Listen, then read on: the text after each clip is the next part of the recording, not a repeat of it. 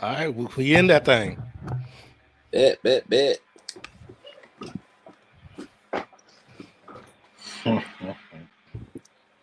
Oh, so me.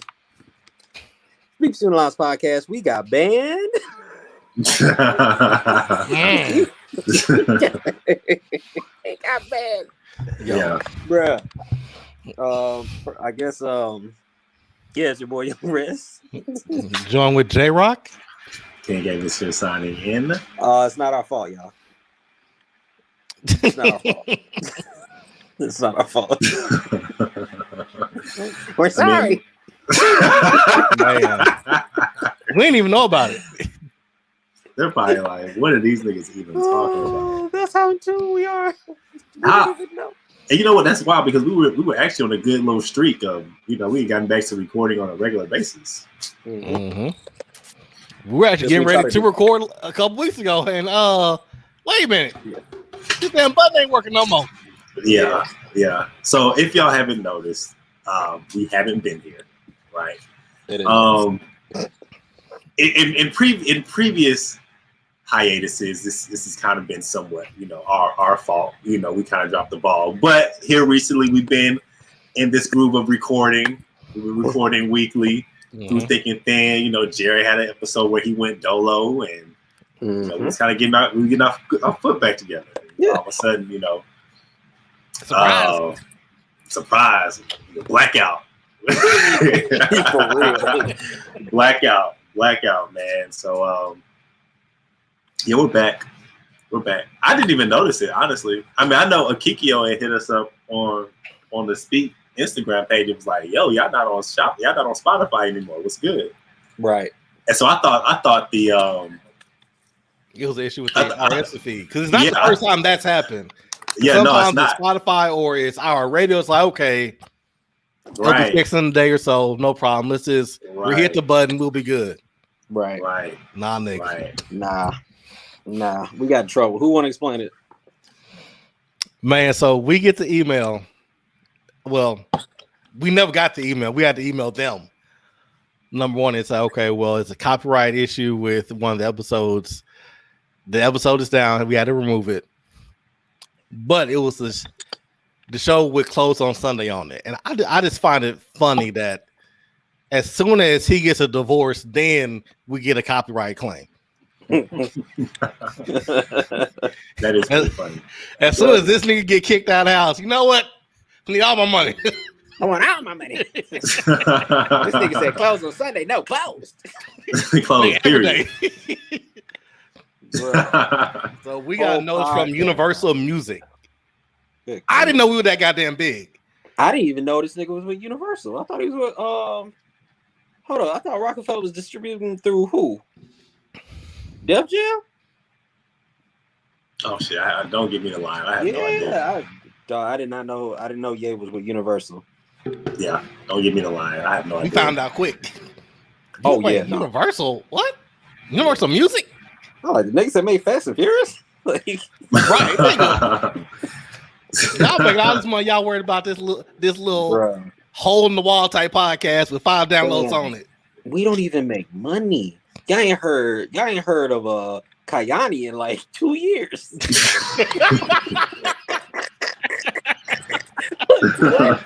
What do you? This episode is brought to you in part by Sweet Elf and Kayani. Bruh, you ain't heard an ad in like, man, 100 episodes. Seriously, right? Literally. Seriously. What do you want, bruh? And what's also wild about that is what episode they pulled. Like that's episode 91. We're on what episodes is this? 144. 144. 144. So like what 50 episodes later almost they come knocking on the door like, hey, oh by the way, right. This episode that y'all played this song on almost what a year ago, I guess. Year and some change. Like yeah. I thought what was so jacked up about it was they pulled our entire catalog. They didn't just pull that one episode. They pulled our entire catalog. Bro, we got 30. They bodied our whole resume. But you know who I really feel bad for? I gotta reach out to her. Just sent. Man, bro. who's on a nice little run Up until it's like, okay, I know this episode from the kill. She bodied that episode, and literally, I think we got 12 downloads in before they literally pulled the plug on us. So she probably thinking like, "Oh man, I thought these niggas doing numbers like 12 downloads." They Scrubs. Scrubs. Fuck. Y'all scrubs. I could have went on IG Live and got more people than that. Facts. I know, right? Yeah, man. It's not our fault. It's not our fault. Yeah, we could try. I would say we could try to re-upload it, but that's probably not gonna do anything. Yeah. I mean, the people that needs to hear will hear it. So it just. I don't know, man. It sucks, and that's kind of been our thing. As we've been doing our podcast, we want to incorporate music. We did, and it's like, okay, but what's this like fair use act? Like, how does that? It's kind of confusing. Do we kind of play with it? Do we not? And we got away with it, and I don't know. I guess for 2 years. I guess it caught up with us. Yeah, I don't know. I miss playing music too. I was thinking about really playing some music before this happened. I was thinking about just playing some music just to play it because the shit is tight. So, bro, the episode we were about to do when we found out we got pulled, we were literally getting ready to record when we found out we didn't have a podcast. Yeah. We were gonna play DMX because remember, he had just passed. Yeah, rest in peace to my guy. R.I.P. Man, dog, that funeral.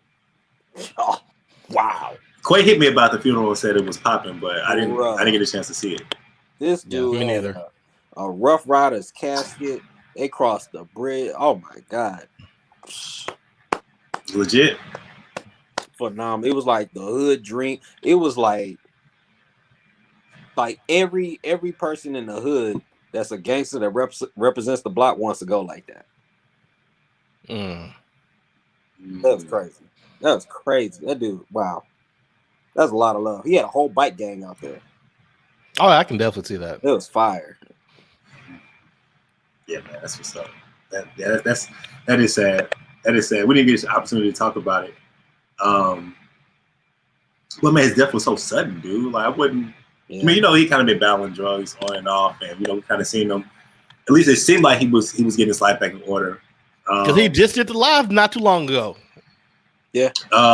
Yeah, he did the verses last summer with him and Snoop.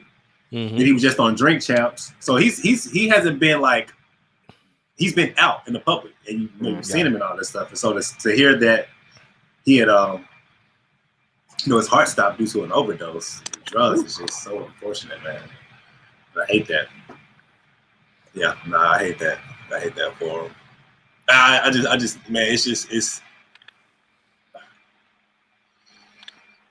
I don't know what it's like to be on drugs and to have a hook, to have something just have a hold of you like that. But I told y'all a while ago, my friend, a good friend of mine from high school, he died of a drug overdose. And so, seeing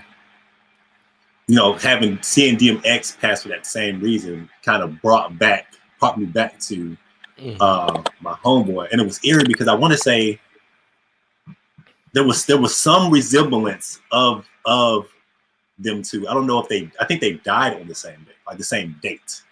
Oh yeah. So it was really like on the 1 year, like yeah. So whatever the month and the date, month and the day was that DMX passed away, I think was the same day that my homeboy passed away for the same thing, right? So yeah, it kind of had me in my feelings a little bit. But I don't know what it's like to be hooked on it. Something so tough to just be able to not break it. You know what I mean? Yeah. Get to hear how he got hooked on drugs like that. Yeah. Yeah. So it's just shit like that. It's you feel different when you feel like it's shit that can be prevented. You know what I'm saying? Like his homeboy didn't have to lace up the weed. You know what I'm saying? Like it didn't have to happen like that. So I don't know, man. It was sad. I heard the homegoing was he went off like he should have, and he's no longer here with us. But we got some music to listen to. I was jamming that shit like it was. Yeah. Like it's 98, bro. Man, I'm saying songs I forgot. That was like, oh, I forgot DMX had this shit, man. This shit crazy. So yo, we're low key, man. Like that dude. he technically was like the king of New York for like a minute. It was a quick minute, but it was a minute. Like he literally had New York, like back when New York being the king of New York meant something. Like you had Biggie, then you had Hove, you had Biggie, Nas, Hove, DMX. Like they were all like of the same echelon. And I forgot they did a Hard Knock Life tour with him and Jay-Z until today when I was watching BET Remembers DMX. I was like, damn, I forgot about that. That was big. Yeah. Like, yeah, man, that was huge. That was big. I was looking at this TikTok. It was funny. It was this guy. And he was like, the caption was, everybody in heaven waiting to see who's gonna be the next one to die, or whatever. It's like a group of people sitting there and looking at like I guess the door. Obviously, you hear da da da da da da da. Everybody's like, oh shit, we got DMX in this bitch. DMX in this motherfucker, let's go. Yo, can you imagine that shit would be though? yo, the turntable's ready. Man, for real. It's a party. It's a party. Yeah, man. But rest in peace to my guy, dude. It's just, like I said, it's sad. It's sad. It's sad. It is sad. Just a sidebar. R.I.P. to Black Rob too. He literally died the same week. It's crazy. So a lot has happened, man. Rest in peace, yeah, Black Rob for sure. A lot has happened. A lot has happened since we've been gone, bro. Yeah. A lot has happened. Johnson & Johnson had to put a pause on their shit. Pump the brakes. Which was insane because like 2 weeks prior, we were like, yo, I heard Michigan don't want to have Johnson & Johnson in their state because they not legit. And now like, now we everywhere. It's not legit anywhere. Yeah. I saw him on the news the other night. It was like, yeah, we're restarting Johnson & Johnson. Only 6 people have died. It's like, wait, what? Yeah, which in all actuality, that's not a lot of people. Right. It's not a lot of people. But when you already have kind of the stigma with vaccine and an unsure feeling of vaccines, and you already hear stuff sideways about Johnson & Johnson, how y'all pushing it to the hood, and obviously y'all gotta halt it. Y'all not holding Pfizer, y'all not holding Moderna. Like, nope, I'm getting Moderna up next week, baby. Yeah. I ain't gonna hold you. I'm actually getting Moderna up too. There you go, bro. See, check you out. You took yours already? No, I'm gonna do Pfizer. I'm probably gonna schedule an appointment for Pfizer this week. Gotcha. Yeah, I know he was on the schedule, so I was like, man, my dad gave me the 3rd degree, bruh. I took my kids to see my dad last weekend. And my dad and my mom, my stepmom jumped me and was like, basically like, you gonna get your shot, boy? You ain't got your shot, boy? Like, and I just got pressed. And then my mom texted me out of nowhere. It was like, hey, I'm coming down. You got your shot? I'm like, oh, fuck. Yeah. All right, ma. Yeah. I mean, you're gonna get the 3rd degree. I just feel like it's gonna be a point in time where it may not necessarily be required. But I mean, in certain cases, it might be required. Like, if you want to travel somewhere, you might have to add it up. My issue is, it's like, I feel like the shot is just buying time, because I think it's only supposed to last like 7 months. Right. Yeah, I think it's gonna be the next flu shot, personally. Basically. Could be. But I need them to reduce this to 1 shot, bro. I don't like needles, man. This going 2 times, that's too much. Yeah. Not feeling that one shot, dog. But then ain't that Johnson & Johnson? So yeah, man, get that one and done. Get that one shot then. Then done. One and done, man. Hey, nothing, dog. You'll be all right. I think you'll be all right. I just want. I want. Hey, my problem with Moderna, Johnson & Johnson, and Pfizer is that people are like, they're trying to like guilt you. Oh no, there's like a classism with the shots. Yeah, you better talk. It's like a classism with the shots, bro. And like some people like, oh, you got Johnson & Johnson. Like, oh, what'd you get? You're lower class. Like yeah, like wow. That's what was available. Yeah, and then there's like they're shaming you into they kind of talk down on you if you decide not to get a shot. You know what I mean? Oh yeah. I was getting smoked. In that room, bro. It got dark. Like they was on my head. It was crazy. Like, motherfucker, what? You're not gonna get what? What? You done had the virus. You want the shit again? I was like, bro, they came up with it in like 3 to 6 months. What do you want me to do? They ain't even do human tests that long. They ain't trying to get none of that, bro. I got 30. It was bad. It was bad, bro. And my wife over there like, you want me to schedule it? Because I got my shot already. Did Erica get her too? Yeah, she got a second one. She got a second one? So literally, I'm getting pressed as she's coming off of getting the second one. So I'm looking doubly shitty. Right, because you're supposed to be making her feel better about it. Bruh, they was like, if you die, that's you want to protect your kids? Mm-hmm. You want to protect me? Oh yeah. Yeah. My mom and my grandmother, they both already got their shots. And that's like, I mean, I was already thinking about getting it, but I guess I should schedule an appointment. Once I get fully vaccinated, I'm actually gonna go down there for a week. Because my second half week, I work from home for that weekend, chill with them, and come back the following week when I have to go to work again. So I'm just not looking forward to being sick. It's fun, bro. I've done it. It's not fun. No, I mean sick off the shot. It's the same thing as COVID. Yeah, I don't know if I mean, because I was sick all last week. It was bad. I'm just like, oh my gosh, this shit here. That's when I get this shot. Oh, you was sick, bro. I ain't gonna lie. I ain't gonna hold you, dog. I was like, yo, you get the results back? Because I was just like, fuck, man. Yeah.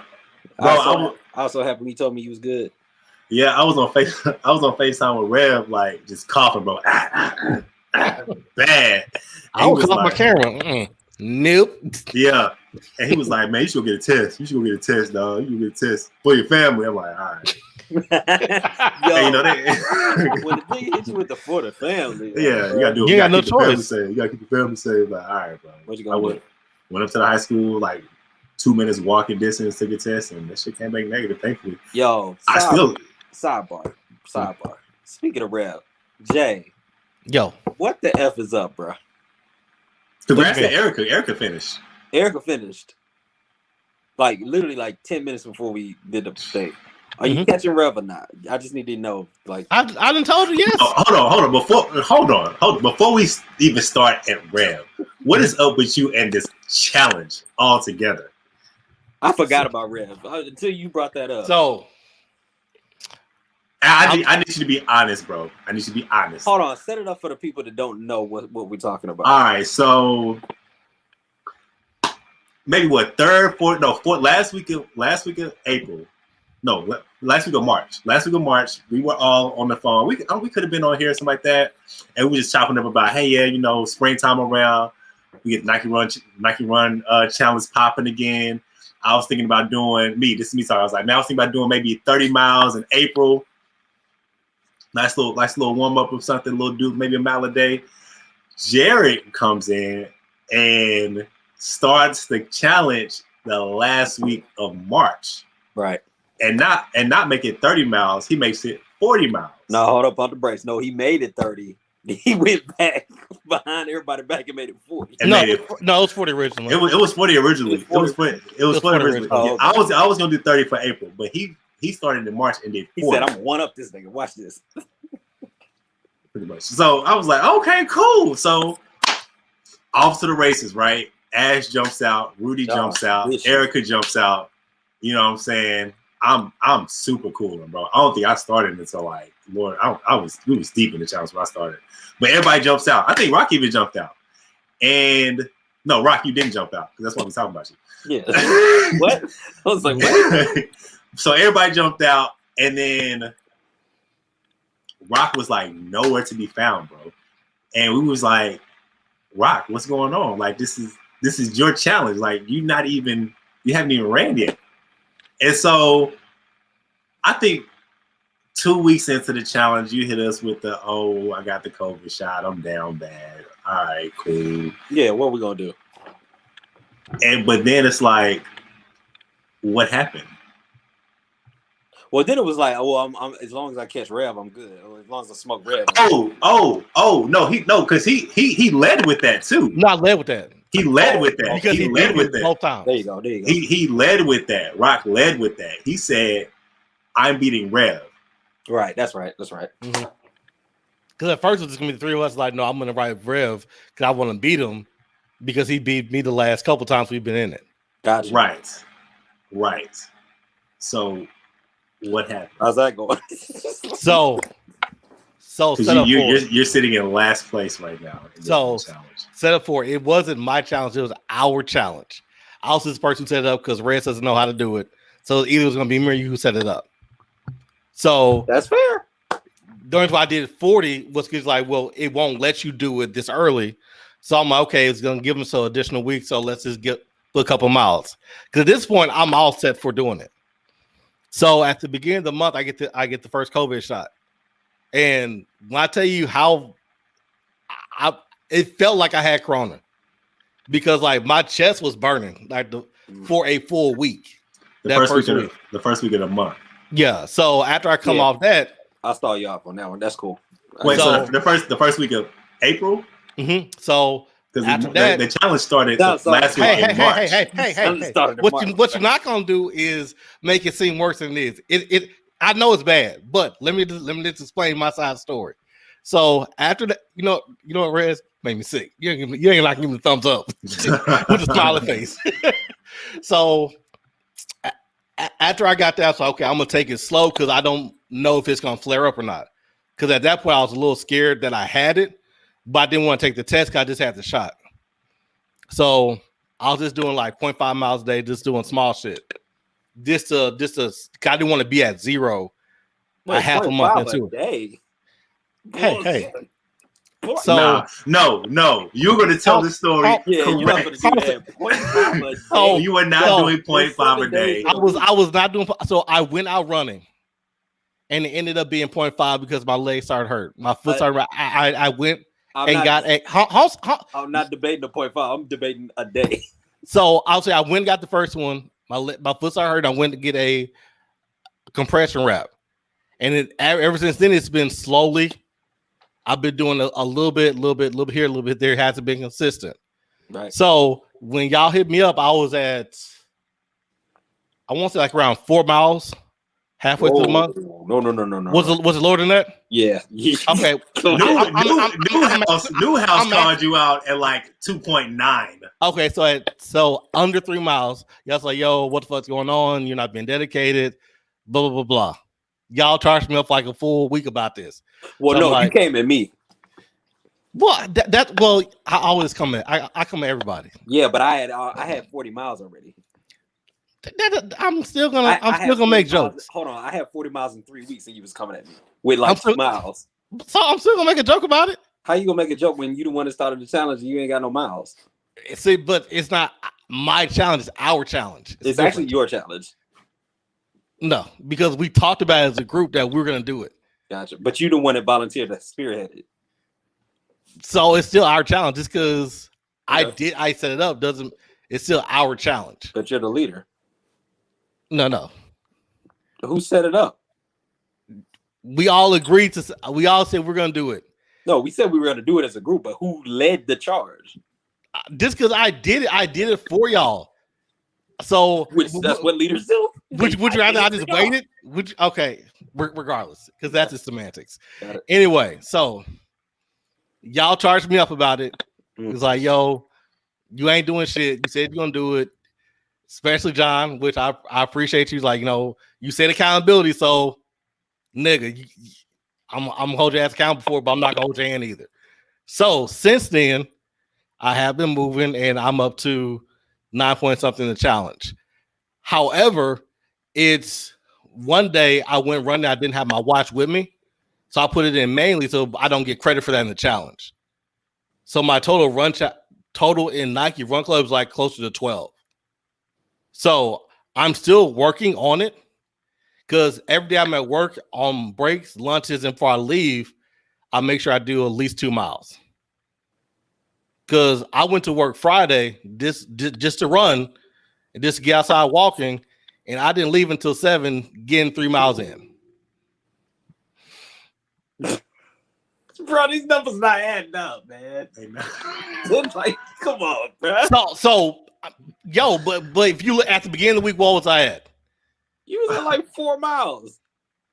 And I'm at 10 now. Okay, so that's 6. And I did 3 of them in one day. That's what I'm saying. So which means you only ran one day and plus whatever. Okay, so would you rather I just not do shit? No, what I'm saying is like, okay, fam.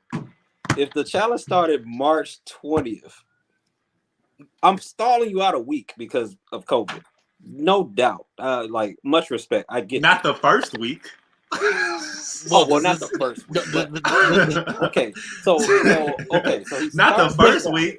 The second week. He missed the entire first week and then chopped it up to COVID a whole second week. Bruh. So yes. Hold on. So you start the challenge, the gun goes off, all the horses take off. Right? Ash is out the gate. I'm out the gate. Eric is out the gate. Kikio's out the gate. Right? Mm-hmm. Nothing. So a whole week goes by, nothing. Second week, COVID. So we're stalling you out. So that's 2 weeks. So now we're in the second week of April. Yep. Right. So from the second week of April to the 25th, we are at 12 miles, being generous. Yeah. And so. And a 40-mile challenge. So, in all fairness, when y'all punk me about this, y'all say realistically, where are you going to end at? And my answer is I'm at least going to hit half of it. So that means that you're about to do 6 miles in the next 6 days. Mm-hmm. Got it. Okay. Wait, 6 miles in the next 6 days. Yeah, and it's only what? Oh, well, no, 5 days. No, 4 days. No, wait. The end of the month is Friday. Yeah, this thing has he has 10.6 miles to do. Yeah. So wait, you gotta do 10 miles in 6 days when you ain't done barely 10 miles in 6 weeks? Mm-hmm. All right, let's go to something else. Was any of this you being lazy? Because I have yet to hear you say that. Yes. How much of it was you being lazy versus all this other stuff that you've said up until this point? Me being completely honest, 70%. 70%. Yeah. Bruh. Of it is you being lazy and procrastinating. I'm out. Yes. But you've given us a whole story these past 5-10 minutes about some other stuff. I'm just late.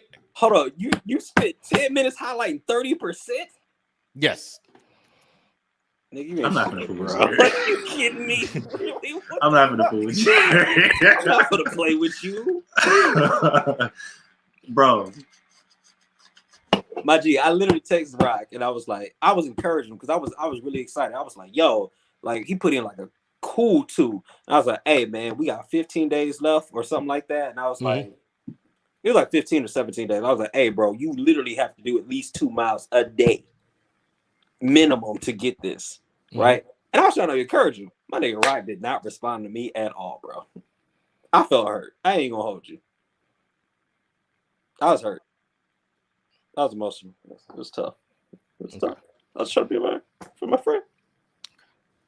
I appreciate that.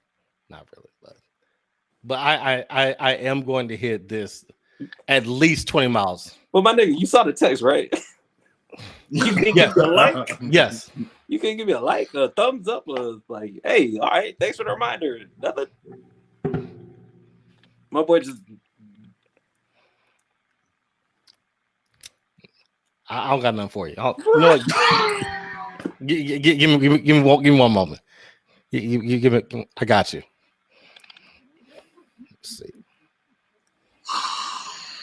Rock. What? No. Go ahead. All this started just because you brought up Rev. I didn't even remember all this. That's crazy. All right. How can you not be lazy? Because we're gonna do another challenge in May. By the way, yes, we are. Man, so like, what is it? What is it? once I started going, it's not as bad. Duh. Hey. You know what? I don't need that from you. I don't need. No. What you don't need is sympathy. We're not for the sympathy card. Like, well, no. But it's fresh out of fucks to give right now. No, so the reason why I started at 40 because I was basing off the way I was feeling off the last challenge we did. So I'm like, okay, I can easily do this 2 miles. What was that? November? Yes. And I literally you were feeling froggy off a challenge. Yes, because I really thought that I was gonna go in. It's gonna be just like November. Because I even when we started November, I started off in the neighborhood doing it at least a mile. Bro, your ego nuts, bro. This nigga went from 0 miles per hour to 40 miles off a challenge from a quarter of a year ago. Because I literally thought I was gonna just be able to pick up where I left. I was like, yo, this don't feel the same. Why would you think that? Had you been exercising since then? Not since the pandemic, no. So wait, bruh. November, you didn't even finish the challenge. Why would you go into this one 4 months later and say, I'm gonna smoke this challenge and I haven't worked out at all going it? Bro, your ego is nuts. That is crazy. Well, so the last one we did was prior to the pandemic. Yeah, we didn't do one last year. No, we did one in the pandemic. I remember I had the Planet Fitness membership, and we got that in November. Oh yeah, run until that was November last year. Yeah. Okay, so I felt good about it because going before the pandemic, I was going to the gym, was doing stuff. We had this one. I'm like, okay, I felt pretty good about how it ended because I was putting up 2-3 miles, and then I had technical issues with that one. So I'm like, okay, and then I'm like, okay, I'm gonna ride that same wave, and it's gonna be just like this, and it wasn't. Why wasn't it though? Because I wasn't active in the past year. I'm aware of that. Is that why? Is that your real answer? Oh, that's a good. John's good. Mm-hmm. Abe's on point. Yeah, because like literally, like the way my body reacted this time was not nearly the way my body reacted last time. What does that even mean? So like my foot was never cramping the way it does now. Like this month, I've actually had to soak my foot in Epsom salt. And I never had to do that last time. Okay, so let me ask you a question. Mm-hmm. Do you think I had to soak in Epsom salt? Yeah, I'm pretty sure you did. Do you think that I had days where I really couldn't put a lot of pressure on my leg? No. You would be wrong. One of the reasons I got hot with you, now that I think about it, is when you were making jokes when I finished the 40 miles and you was talking about the Bengay shit, like I literally like almost thought I tore my Achilles. Because the muscle around my ankle was like it wasn't like normal. But that's my fault because literally I tried to push to get through when I haven't been active. I literally have walked more in the last 3 weeks than I walked in the last probably 2 years. Mm-hmm. Right? So like the same thing that you're using as like, well, this is the reason I didn't do it. I went through the same shit. So what are we doing? Like what? Like it's not. I don't know. Go ahead. So we're gonna start another challenge in May. How committed are you? Do you feel that you're gonna be? I could do it. I feel like I can do it. You can, regardless of what the number is. No. So here's why I say that. Because if I start on day one, then it's because if I did 3 miles Friday, and if I had that same energy day one, then that's different than me trying to do 10 miles in in 4 days.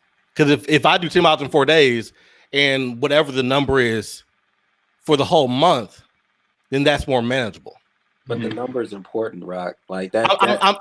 I'm not saying that it's not, but I'm saying that because my goal is to at least get to this 20% because that's what I committed to. Respect. Like if you get to the 20, like first of all, I respect you off the fact that you put in more work in the last, I guess, 10, 15 days than the first like sprint of this or run of this. So I like respect, right? But it's like the number, all this stuff matters just because from a real standpoint, your body's not gonna last as long. Like the fatigue, day 1 is real easy. Day 10, it's gonna get dicey. Day 17, you ain't gonna feel like doing nothing. Like I'm talking about I'm just speaking from my personal experience. Like, like just trying to get to that goal, like that it was really hard the longer that I got into it. Because I wanted to do it, but my body would feel a certain way. And I had to push through that. Like I had to do the exercise that. Like it sound good, but it's like I'm gonna go back to the ego thing. It's easy to be like, yo, man, basically like shoot, the way I finished the last challenge, like I smoked this challenge. Oh well, if I start day 1, it don't matter what the number, bruh, it matters. All that stuff, like if 70% is like I'm just lazy, the ego gotta stop. You can't be like, well, the number don't matter, because no, nigga, the number matters. Like all that stuff counts, because the main thing is you don't want to get hurt. You don't want to like push yourself, and then like your body is like, oh nah, bro, we're not doing this. Like I'm shutting down because we not used to this. The number matters. All that stuff matters. Okay. Yeah. And one reason that the number matters, outside of what Rev said, which is he's absolutely correct, is that the number matters because the more days you miss, the higher your number get, in which how many you need to do a day. So so yeah, man, that shit matters, dude. Because I mean, it's fun, it's competitive, you know, it's friendly competition, but you can't talk noise and like not do anything. Yeah. Even Rev Rev can't talk noise to me because what? You know what I'm saying? Now mind you, Rev did have he had some stuff kind of go on this past month. But I hold everybody speaks to the fire. Even Corey. What Corey just started, and Corey passed right. So wait, you're Corey? Yeah, go lightly. Bruh, that's who that is? Mm-hmm. I didn't know who that was. I was like, who is this? Yeah. So yeah, man. Yeah. So we're gonna do it again next month. I think we'll do 35 in 30 days. So less time, but still more miles. Bet. And then we'll go up from there. See how the rest of the year goes. That was a crazy sidebar, because that's not what was on our docket today. No, I wasn't coming in here expecting to talk about not this much about the Nike Run Challenge. I was gonna bring it up, but not talk about rock. We just want you to try, bro. Like you can't try and talk if shit. I wasn't gonna try, then I was like, hey, I'm gonna say it. I would say at 2.5 or wherever I was at when y'all brought it up. Because like I'm not even on a try thing. Just don't pop shit if you like it. Like you have to be in the it's a threshold. It's like and like so, and I'm gonna be honest with you. During while I was talking shit, I thought you were fine.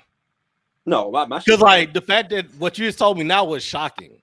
Yeah, no, because I thought I was the only person who was in physical pain because there's a big gap between where I'm at and where you're at. So I thought for you it would be easier because you've been more active than what I have. No, because you used to ball, you used to do more things. Yeah, no, my BMI is I'm like, I don't know if you can see right all this, but this is bad. Like my BMI is I'm up. I'm not supposed to be this heavy at this height. Bro.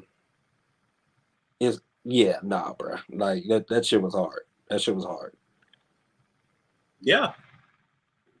See, I think I pulled my groin.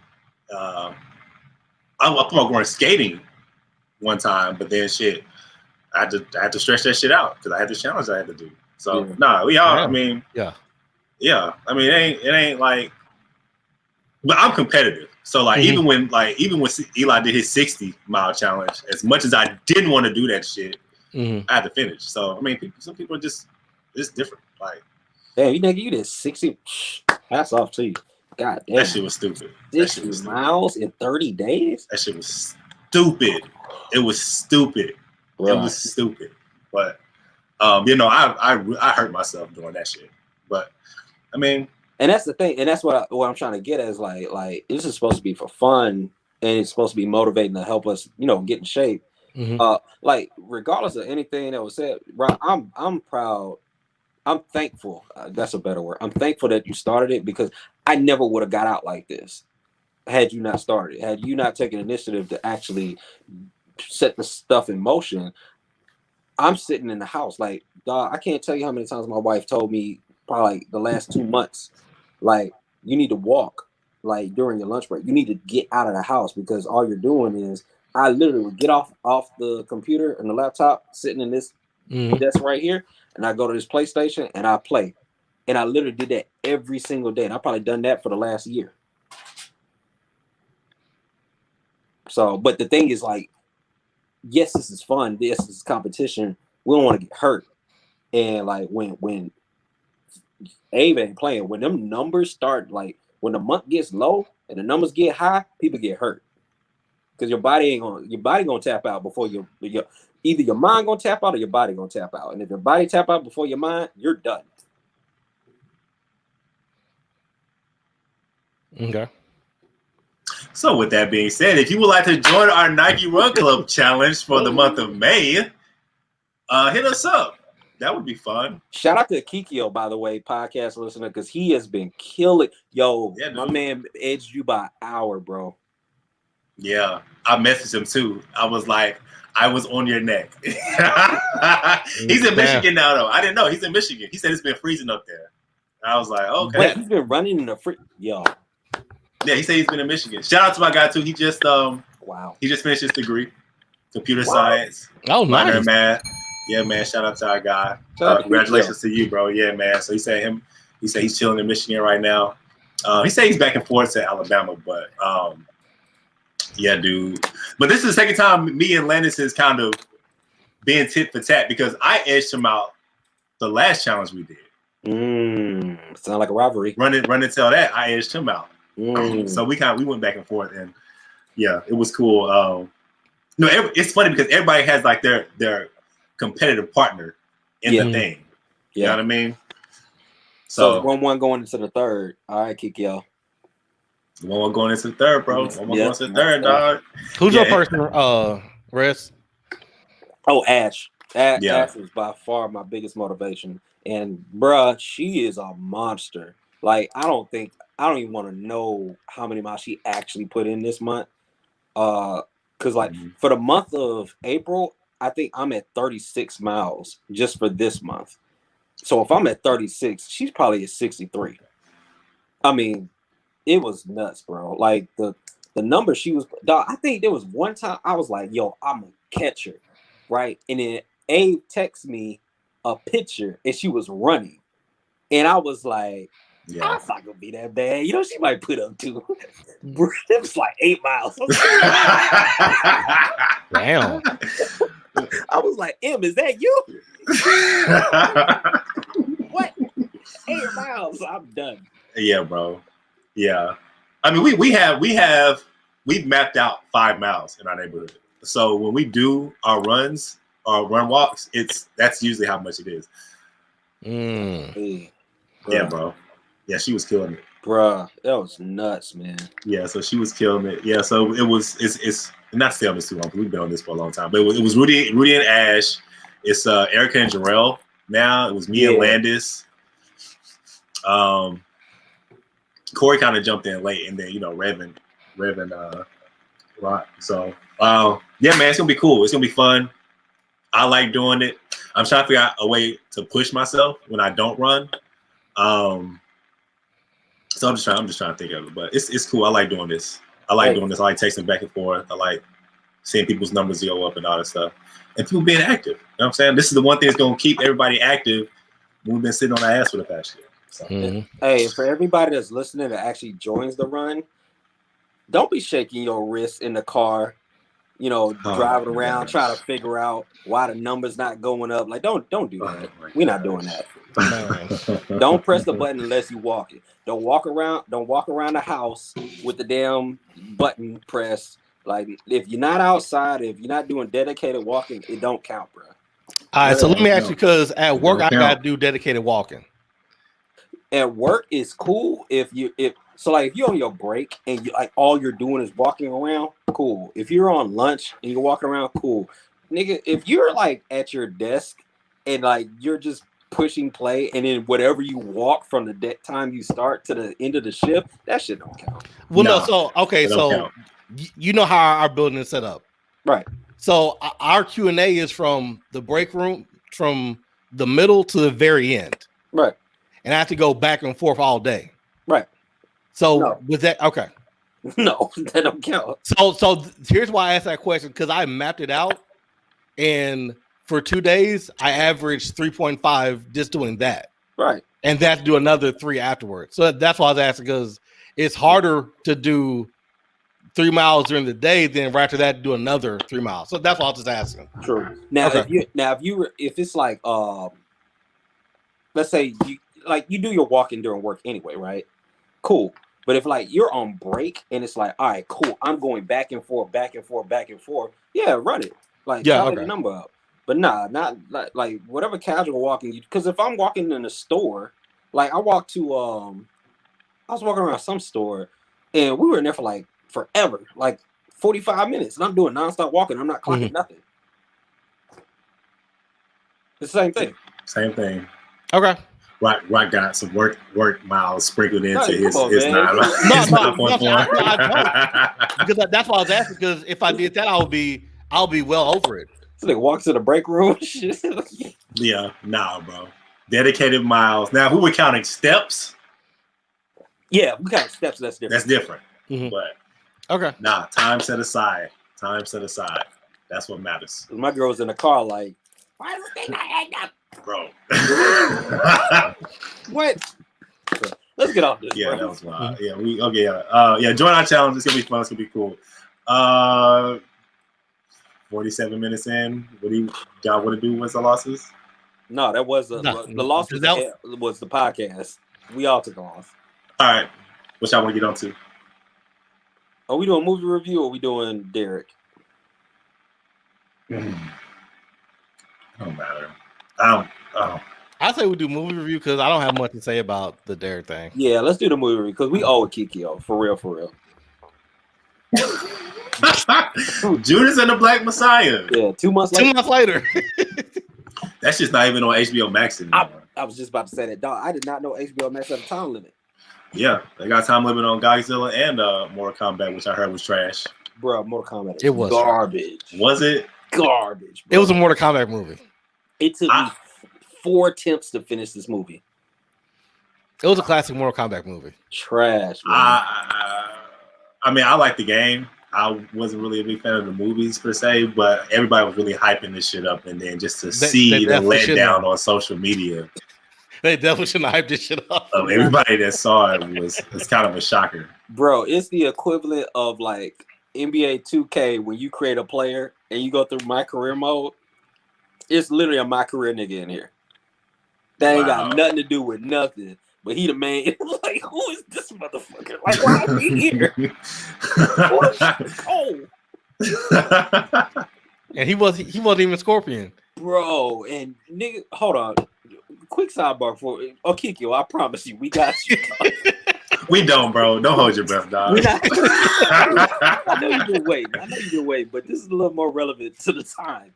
Bruh, in wrestling, there's something called booking, right?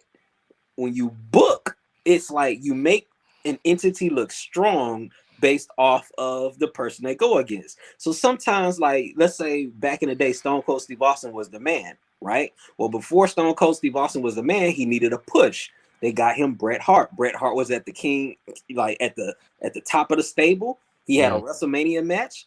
He put him in a sharpshooter. It's a signature move. Like that's something really, really like it's big. It's like when you get a sharpshooter, you tap out. He didn't tap out, but he passed out. So Bret still looks strong. Stone Cold looks strong. It's called proper booking. That's what you do. My G, when I tell you these niggas straight Vince Russo everything. And if you know wrestling, you know who Vince Russo is. He's the guy who killed WCW. He's the guy that basically made Diamond Dallas Page, a world champion, lose to a reality TV star. He lost the world championship to a reality TV star. My nigga, Goro. There's a dude named Goro. He has 4 arms. He's a Mortal Kombat champion. When you find out, oh my God, that was terrible. That was terrible. In this movie, what he got, I don't want to say it because it's a spoiler, bruh. All I say is there better not be a Mortal Kombat 2. Nigga, this whole movie was a setup for a sequel that should not happen. Bro, everybody you care about in Mortal Kombat gets railroaded for some nigga named Cole that we ain't never heard about. Scorpion, don't worry about it. He ain't gonna see him much. Sub-Zero is a badass. Guess what happens to him in the end? Goro, trash. Liu Kang, I don't even know what movie this nigga's in because he's doing all this shit. I'm like, what are you doing? Like they forced in catchphrases. Like when you see in the trailer, Kano wins. Nigga says that in normal conversation. It's an actual conversation. Oh, that's whack. Flawless victory is an actual bro. Hold on, no, hold on. Let me tell you this. So in Mortal Kombat, Kikyo, I promise you. No, we don't, bro. No, we ain't got you. No, I promise you. We don't got you. With the hilarity, fam. Wait for next week. Part of Mortal Kombat is the special moves and the powers. Do you want to know how one nigga gets his powers? He gets into an argument at a dinner table. I'm not bullshit. He gets into a verbal altercation. Mortal Kombat fatalities. No, he gets into a verbal altercation over egg rolls. Well, they were getting on his ass pretty strong. Bruh. Pause. And he magically gets powers. And then calm down about it. Bruh. Like they weren't roasting you for the past 15 minutes. Fam, and here's the thing, in the power that he gets in the I'm trying to not spoil it, but in the power he gets in the game is mechanical. There's a mechanical reason that he can do this. In the movie, it's organic. Bet, no problem. However, later in the movie, this organic superpower gets short-circuited by a bathroom product. The chick goes in the bathroom, pulls out a product, probably mascara, throws it at this nigga, and his freaking superpower short circuits. What? If you haven't seen it, don't watch it. Don't waste your breath. Don't like if you don't have HBO Max, don't buy for this. Bruh. Like Jax is a joke. Don't do it. My man got emasculated, dog. The only brother in the damn show got emasculated, bro. In the first 15 minutes. I mean, can we get some black? Like, oh my God! Thank God it's not February. Like 15 minutes, my nigga. And then they ship his ass all the way to the Sahara Desert. This movie is really that bad. Yes. Oh my God. Bro. So is it bad if you're a Mortal Kombat fan? Or yes. You will be more disappointed as a Mortal Kombat fan than a regular movie. At least if you have no idea of what's going on, you can't really get mad at anything because the movie's giving you. It's just a bad movie, yeah. It's just a bad movie. The first Mortal Kombat movie is better than this movie. Oh, by far. It's not even close. The second Mortal Kombat movie is better than this one. Well, come on now. Fall's victory. I don't know. That Cinderella Bicycle stick kick? with me. That you will die line is kind of. Your soul is mine. Come on now. Bro, there's somebody who dies. Stop it. No, we're Last done. thing, We're moving on. We're done. Raiden is useless. A thunder guy who's useless. This nigga let somebody die. Why did they do his eyes that way? Is my question. Like, Jesus Christ. My nigga pulled. They're trying to escape. My nigga said, "You can come. You can come. You can come." Oh, this guy that I've been propping up this whole movie, I'm just gonna let him die for no apparent reason. He just go back for the nigga. You know what? Shang Tsung should have said flawless victory on his ass. That would have been funny. But anyway. All right, we're off it. Judas and the Black Messiah. In 5 minutes. 5 minutes. Oh shit. We're literally never gonna review this movie. Go ahead. What did y'all think? It was great. Jesus Christ. So no, it really is an amazing movie. The part that I found the most interesting. I'll be right back. One second. Is now you're This good. nigga leaves. Yeah, of course. Akiko, you see what's going on. More Kombat was more important to this nigga. I don't give a fuck about this shit. What if we're having? I'm probably gonna take a piss.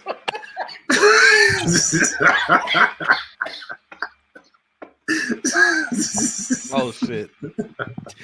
All right, go ahead. No, so with the very beginning of the movie, with the setup to why he betrayed the entire movement, was him as a criminal knew was more power behind the symbol, behind the establishment, than just a regular gangbang with a gun. What do you mean by? Hold on, break that down a little bit. So, whenever he first tries to go rob the guy's car, he knew just the symbol of the badge is more powerful than an army coming to take his car. Oh yeah, because just the badge by itself is enough for him to get the keys, for him to leave and walk out. Yeah. So, with him already having that mindset, it's easy for you to understand why he betrayed the entire movement. Even though the movement was designed to help our people, to him, he sees as a institutional power that nothing can take down. Even though you can tell as the movie progresses that he understands, he agrees with what was happening, with what the Black Panthers were doing, but he had more faith in the system than protesting and try to change it. Yeah. You know what? So when we were first supposed to talk about this movie, I had a lot of different thoughts. I had a lot of anger also towards Homeboy. I can't think of his name. The person that plays his name is Lakeith Stanfield, which by far is probably one of my favorite underrated actors. And just to be frank, I didn't know much about Fred Hammond. And his, I mean, I knew about his role in the Black Panther, but not to the degree in which I found out after watching this movie. And to know that dude, William O'Neill is his name, to know that dude got as close as he did, and was able to get the information he was able to, is kind of interesting. One thing that I thought about, because everybody has been so mad, they were so mad at William O'Neill, rightfully so, right? We were kind of watching some clips on the interview he did for PBS. And then he killed himself right after that interview. After he came out, yeah, he killed himself, which was, I think, the second or third time that he tried to commit suicide.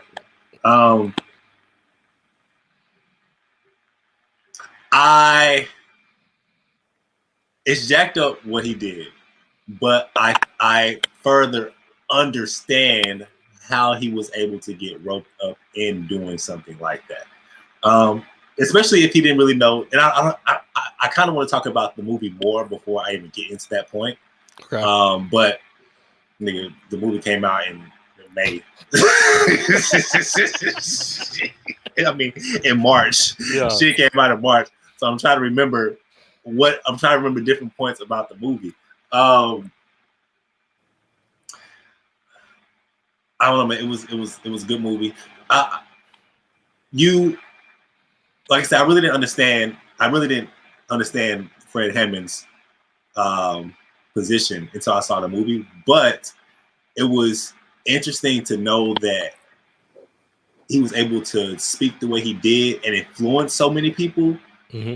I mean, really, this whole Black Power movement at the age in which they did it, because these are like teenagers, bro. Like these are kids.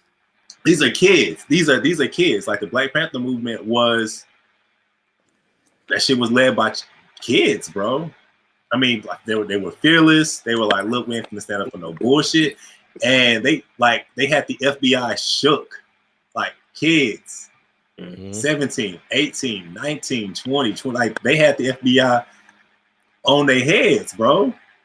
And just think about, if you just think about it, and really, to be honest with you, they wasn't really, I mean, they were more about helping the community. And like, you're not gonna come in here and just do anything. You're not just gonna come in here and just disrespect us. You're not gonna come in here and be on no police brutality bullshit.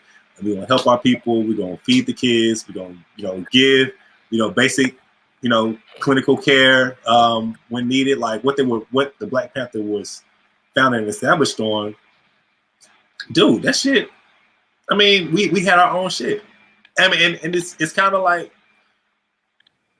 when white people, they feel so threatened when we have our own shit. Mm-hmm. Black Wall Street, Greenwood, Oklahoma, Tulsa, Oklahoma as it's named now. We had our own shit. White people wasn't feeling that. You know what I mean? They just. I feel like they don't want better. They don't want us to have better. I mean, we could talk about Tulsa. We could talk about the Black Panthers. We could talk about them on Amazon, which was some bullshit. I mean, white people they want us to have our own shit and it be popping. They don't want us to move into their shit, and it's just and I maybe some of this is stemming from watching them, but it's like, dude, they want us to be where they want us to be, and if we deviate and derive from, or if we move away from that and they get uncomfortable and they try to do what they can to stop us. That's what that's the whole thing about the Black Panther. They were like in fear of this guy. You know what I mean? Because like everything in the scene where he went into the white church was powerful. Crazy. Talking about the KKK? Absolutely, because he's going into our enemy's house saying, we're not your enemies. The enemy is the system. The enemy is you're not being able to feed your kids. The enemy is the police messing with the same way that they mess with us.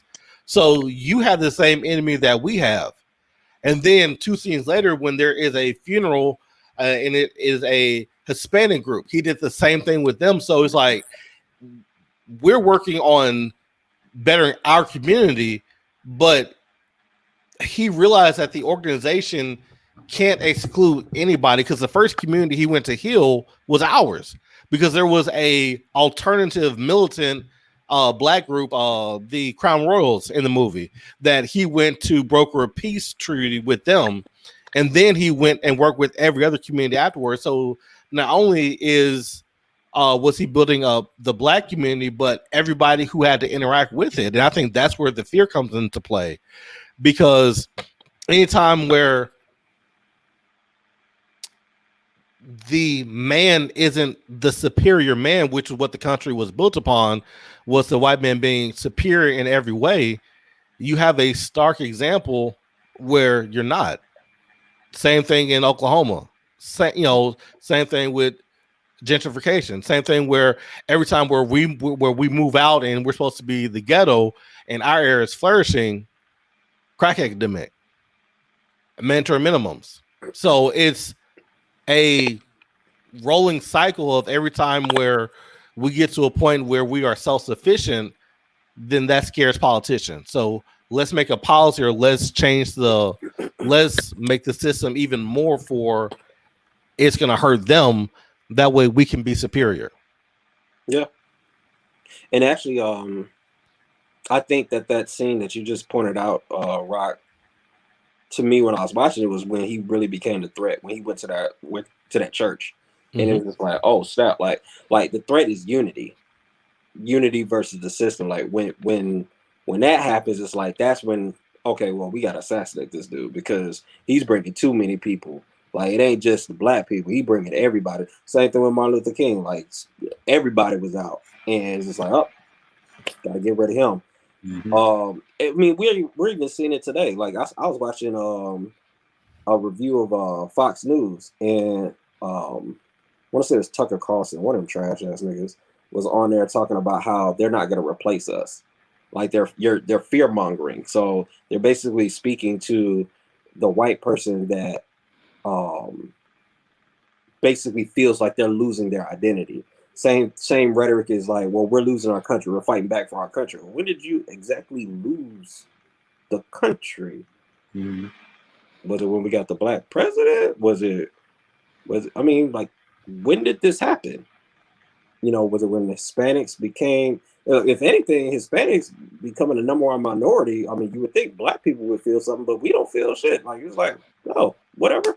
Like we just trying to exist. We just trying to like live like everybody else.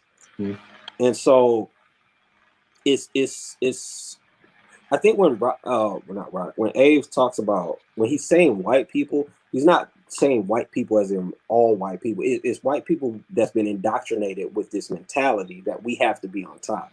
This mentality that we're number one, when it's like we're the best in the world, when nigga we probably haven't been the best in the world at anything in quite some time. Like if we went through like category to category, whether that's math, science, reading, like school, like anything, engineering, whatever, we'd probably be hard pressed to be number one in almost anything. Automobile, like whatever. You know, but we're like, America, number one. Like, nah, niggas, like humble yourself, bro. Like we're indebted to other countries. You're not number one when you owe another nigga $1 trillion. Like, yeah. And not to get off topic, but what Charles Barkley said recently, the more I think about it, the more I agree with it. What did he say? He said that for the most part, people aren't bad. Like most white people are good, but it's the system that's bad. But because like when you look at it, it's Fox News that indoctrinates the people who are on the fringes. If Fox News were saying had a different message, a message of unity, then the people who weren't felt disenfranchised wouldn't feel as disenfranchised. You know the crazy thing about Fox News is they got sued. They got sued for Dominion by Dominion over the whole voting change. $1 billion. Right. You know what their defense was? We're not actually a news station. We actually our people that speak on these shows, their opinion. I don't want to say opinion artists, but they use the word opinion, like they do opinion pieces. So no reasonable person would actually listen to Tucker Carlson or any of these other idiots and think that they're actually the news. They'd be able to tell the difference. That was their defense in the lawsuit. We're not the news. We're just talking. Yeah, but you're called Fox News, and which was the whole thing with. I promise to keep bringing you back on topic, but that's the whole thing with Rudy Giuliani is that he would say all this stuff on the news, but in a courtroom where you have to tell the truth, where you're sworn to the truth, you ain't bring up none of this shit, right? Because now your words you actually held accountable for what you say, but in the news you're not. One thing, just to kind of tie it back to. But you 100 on that, Rob. One thing though to tie it back to Judas and the Black Panther is Black Messiah. Black. I know the movie was 4 months ago. I get that. I get it. You're good. No, hold up. Let me tell you why. Yeah, we just got the title of this episode. Using the Black Panther.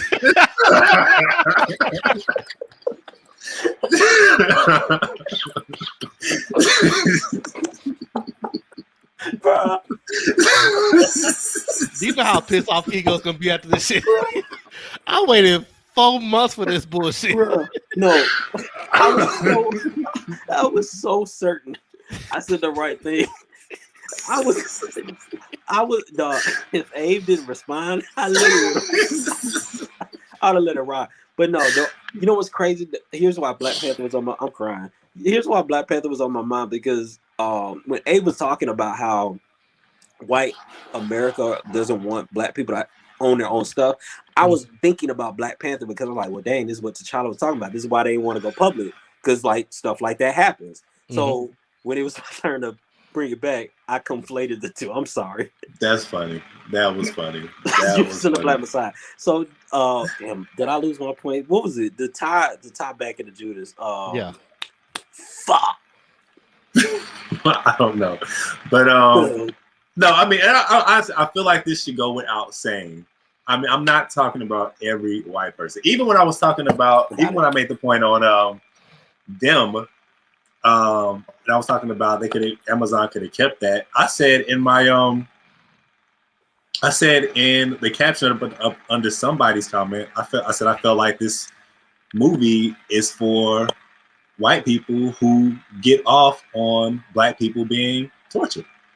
I said that in my comment, and I mean, people who were white, I mean, they agreed. So, I mean, if it's not you, then you shouldn't trip. I'm not talking about you. But if you get offended by that, then you should be trying to figure out why you get offended by some stuff like that. Right. If you don't get off on black people being tortured, then I'm not talking to you. But I feel like there's a particular audience that they get a feel off of, like, seeing black people like enslaved and all this other shit. And I'm trying to get away from watching stuff that's like that, because I mean, we live it every day. Shit, we were just talking about how George Floyd, his case just finally got closed. We still don't know what he's being sentenced for. Luda, don't lose your thought, because I feel like I'm going to go on a rant. But just in that same breath, like 2 more people got killed by cops. So I mean, we live it. You know what I'm saying? And it's one like 10 miles away from where George Floyd died. Yeah. So we live this, and I feel like we live it enough, and we know it enough that we don't have to keep seeing it over and over again. I mean, how many times can you redress a slavery movie? I mean, and Django. Django. But they don't like Django until Jamie Foxx get the busting that Leonardo DiCaprio ass. That's when then they like, oh wait, hold on, y'all doing too much. This movie was great before that. Right. Said, nigga, I was happy. Yeah, exactly. So I feel like there's an audience, and a target audience rather, that they get a kick off of just seeing that. Right.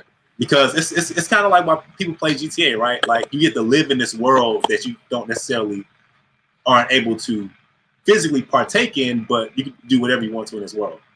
Escape. And you can escape, just like Westworld. I mean, it's this feeling that you can't really get without getting in trouble, but you can see it live on the big screen and all that stuff. So,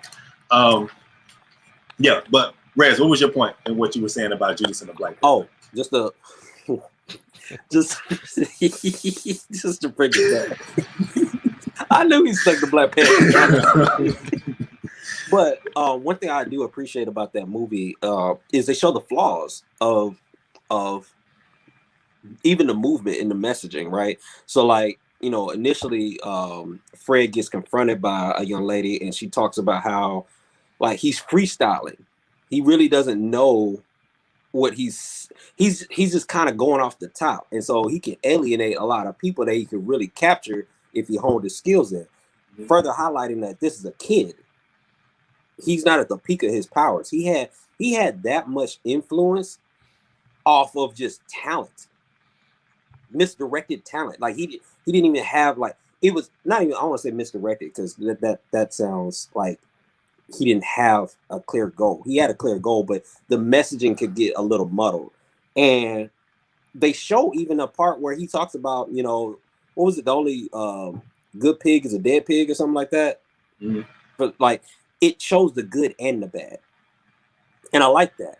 I don't know how. I ain't gonna hold you. I don't know how the dude that betrayed Fred William O'Neill. Yeah.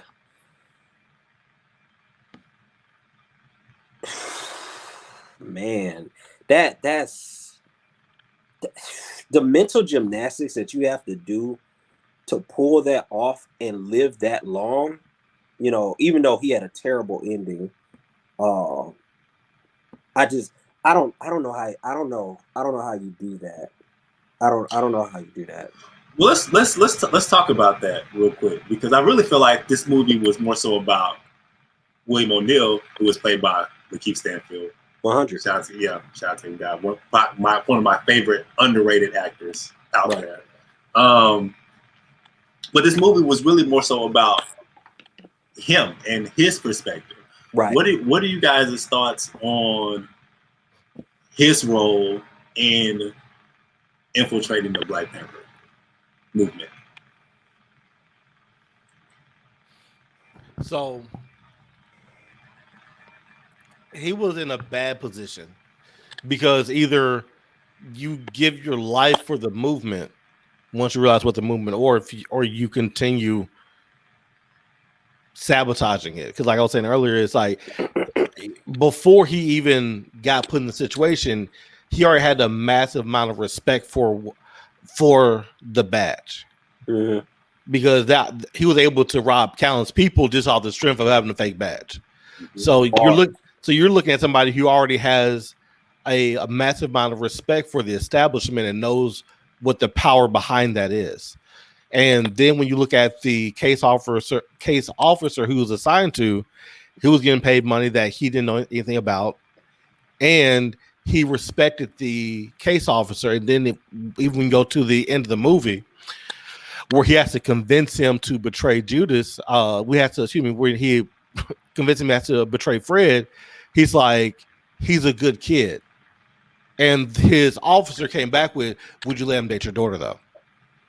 Oh. So you see the dynamic. He's like, well, I respect William. I like him. I know he's a good guy. But the system won't allow, or I won't allow my daughter to date a black guy, no matter how much I like him, no matter how much I respect him, and no matter how much I value him. Mm-hmm. So you're dealing with somebody who, number one, has respect for the system that he's working with, and number two, the officer he's working with, he has respect for.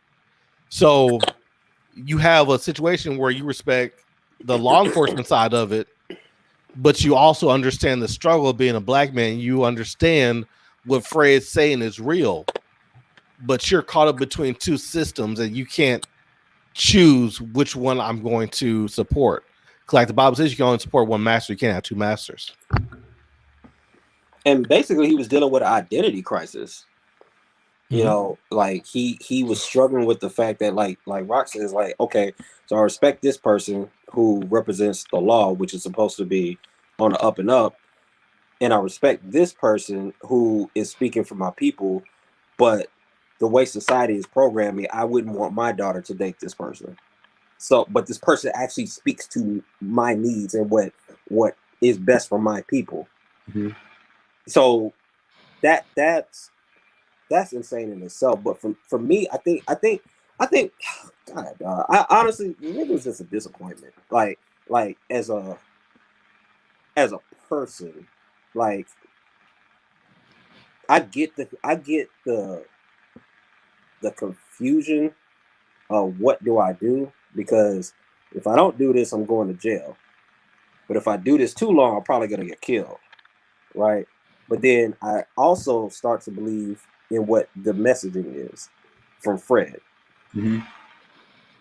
This dude literally heard somebody say they killed a snitch, went to the officer, told him, and didn't the officer go to the higher ups and find out that the guy that said that actually was working? He was a snitch. Mm-hmm. He was a snitch, right? Yeah. And then didn't that snitch let two other people take the fall for something that he did, so they got killed when they had nothing to do with it? Did that message ever get back to William? Complete in the dark. I think he was complete in the dark on that. Well, yeah, I can't remember. he was in the dark of how deep it went. So because he witnessed the murder, they kept on sending him to other Black Panther cities. And they would just raid the city because they knew he was in it. So I don't think that part got back to him. He just knew that he was a snitch too. I just think, man, it's just frustrating. Because like in my mind, I'm like, in that situation, like you actually are the ultimate trump card, because you could literally, like, he knows Fred's a good kid. He knows Fred is doing the right thing. Like at a certain point, I genuinely believe William believed he was a Black Panther. I almost absolutely. He split himself off. Like one part of me is a Black Panther, one part of me is a snitch. Like he has two separate identities. Mm-hmm. But at some point, he's the ultimate trump card, because he could literally inform them that, hey, they're using me to do this. Right? No, and they can literally set them up. So I don't know about that one. So that sounds good now, but you have to look at William's reality. The last time he heard that there was a possible snitch, they burned him alive and then shot him. Right. So you gonna say, "Oh, me too." Shit, I mean, Homegirl was finna bust the cap in his ass just because when they were meeting with the Crowns, and the dude that he robbed noticed him. I ain't even gonna hold you. I wanted her to do it. I know how the story ends, and I literally wanted her to do it. Oh yeah, but the movie would have only been like, the movie wouldn't happen. Yeah, 30 minutes. Yeah. But I was like, please have this nigga, like, for real, bruh. But in watching this, I understand. I understand more of William. I understand more, because before it was just Fred Hammond was this dope dude in the Black Panther. Some nigga set him up and got him killed. And off rip, you're thinking, well, damn, this nigga ain't shit. Whoever this is, right? Mm-hmm. But hearing, kind of like what y'all already explained, hearing his choice of, right, you gonna go to jail, or you can do this for us. And not only will you stay out of jail, we'll pay you. I mean, I'm 18, 19 in Chicago. You know what I'm saying? I'm already trying to bounce cards to get money. You gonna keep me out of jail? I really don't know who this dude is. I mean, yeah, I'll do it, whatever. You know what I'm saying? And so he got in, right, doing his thing, and then he realized the influence. Because if we take his word, he said that he didn't know much about the Black Panther movement. He didn't know much about. Yeah, I can believe that. You know what I'm saying? And so outside looking in, I can see that being the case, especially if you're in the streets. You know what I'm saying? You over here trying to hit people for their whips, doing whatever, just trying to make money. You may not be on top of a group like this, regardless of how big we think the group is. Right. Mm-hmm. And so for him to, take that offer from the police at that age to keep me from going to jail, especially when there's no other I'll do it. Because we're talking about a time where there is no civil defense to get you out. But I can only roll at that until a certain point. Like there's a threshold moment where it's just like where like, hold on, bro. Like they asked me to do what? They want me to lay out the floor plan, and you see what they did to them, and then they're asking you, hey, show me his house. Like there's a threshold. At some point, you just gotta say no. Then you say no and you go to jail. Go to jail then, nigga. Take the hit.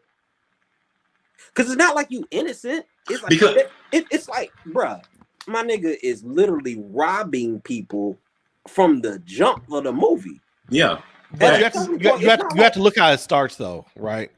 Because it starts, go to a meeting. Tell me what happens.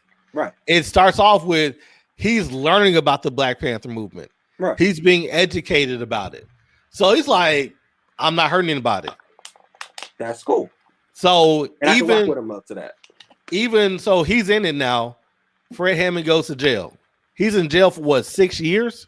Oh, man. So he's undercover at this point. He's been undercover for at least 6 to 10 years. Just doing small stuff. Then it was like, okay, give me the layout of the building. You're just gonna steal information. Nobody's gonna be there. So you are doing a series of small steps to villainy. It's not just one step to evil. Right. It's just it's hundreds of steps over a decade till even when they first asked for the proof for the house, he didn't want to do it. Right. That's called instincts. So he's like, I know that's gonna run down, but I'm not gonna do it. But I don't at this point, I don't know if he had his son or not. But it's like, at what point there is no getting out of it? Because do you think if they're gonna let you go to jail and they're gonna let you live? He tried to get out of it. He tried. There was at one point in the movie where he was like, "Look, I'm not for this shit no more." And the white guy was like, "Okay, well, do you want to go to jail?" Pretty much. Mm-hmm. And so you get to a point to where it's like, yeah, I don't know nothing about this group, y'all. I mean, you gonna pay me shit? I'll see. I'll tell you what they're talking about. I don't know what they're about anyway, but if you want to know, sure, whatever. And you find out what they're about. I mean, you in the whip with Fred Hammond. You heard him talk, you heard him speak like you his right hand man, and then you start to become influenced. You just become more of a Black Panther. At least you feel that way in the moment, right? And he may not have known that they were going to kill him when they asked for the blueprints. He may have just thought that. That part I'm not rolling with. You don't think so? They haven't tried to kill him up to this point. Why would they go in there trying to kill him there? Why would you tell me to drug him if you're not going to kill him? Well, because remember the black guy said we want to make sure that he's out. That way we can take him peacefully. Nah, bro. Even then, even if you have an inkling that he's, I literally just watched y'all do a shootout on a building that I was in. No, that he knew about, but he knew it. He knew about it though. Right, but there was nothing peaceful about the shootout. Like he had precedent to feel like, okay, wait, so you want me to draw out his house, drug him before, and so we're supposed to make believe that he was unaware of any other assassinations in America at all? Even if he knew, he says no, and then what? He goes to jail. Yeah, and they probably try to find somebody else to do it. Do you think they let him live? That's 50-50. That's debatable. So now it's like you want me to put my life in jeopardy. I mean, his life was in jeopardy from jump. Not necessarily. What? So, but we see that he did it and he survived. So they let him go after they did it. So if they put him in jail and he gets a chance to run his mouth about it, then everybody knows. So at that point, it's safer to kill him if you're going to put him in jail. Facts. So it's hard for you to sacrifice your life for somebody else's. No, exactly. It goes from I will pay you if you don't want to do it, you go to jail, to okay, if you don't want to do it, then nigga, you're gonna end up missing. Like that's what it goes to. Because shit, if they're willing to kill whoever in the shootout, right? Or if they're willing to off Fred Hammond, yeah, they're gonna off this nigga. Especially if they got 6 or 7 other informants in the Black Panthers. Right. Going right, he survived because he stayed useful. He stayed useful. It sucks. It sucks. He was in a tight situation. You're impersonating an officer and you stole a car. That is time. I'm young. Real time. I'm young. You giving me an out, and I don't have to go. I can go home now, and you gonna pay me. I can see why he did it. Was it jacked up? Absolutely. I can see why he did it though. I can see that until it gets to the blood.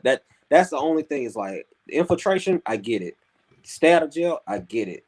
When you start talking about laying blueprints out and layouts of certain building offices, and you go back to the building office and it's completely wrecked, and then you go from that to lay out this person's house, I'm not supposed to assume that you're going to do the same to this house and the people in it that you did to the But nobody died in that building.